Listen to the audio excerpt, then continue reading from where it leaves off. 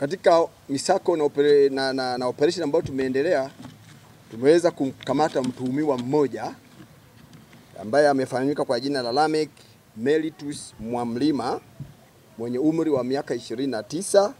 ni fundi magari mkazi wa Migombani Tunduma, ambaye alikamatwa Mei 20, maana siku 10 baada ya tukio.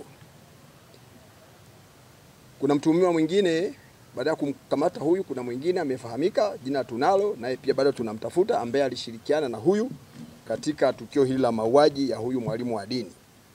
Aidha, uchunguzi wa awali umebainisha kuwa sababu za mauaji hayo ni wivu wa kimapenzi, ambapo mtuhumiwa alikuwa akimtuhumu marehemu kutembea kimapenzi na mke wake na hivyo kutekeleza mauaji hayo kama kisasi. Upelelezi wa tukio hilo bado unaendelea, na utakapokamilika jalada itapelekwa ofisi ya mashtaka kwa ajili ya hatua zaidi za kisheria, ikiwa ni pamoja na kumpeleka mahakamani. Kwa hiyo mtuhumiwa amekamatwa na sababu za awali zinaonyesha kabisa ni wivu wa kimapenzi. Kwa hiyo mnakumbuka mauaji yaliyotokea tarehe 10 mwezi Mei mwaka huu 2025 yaliyomhusisha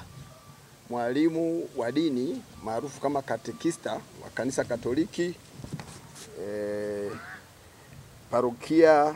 ya Mtakatifu Teresia wa Mtoto Yesu lililopo Tazara Tunduma,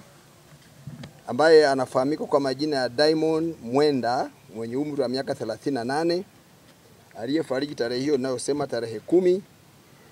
mwezi wa 5 kwa kushambuliwa na vitu vyenye ncha kali akiwa nyumbani kwake maeneo mbalimbali ya mwili baada ya kuviziwa na mtuhumiwa akiwa ndani nyumbani kwake.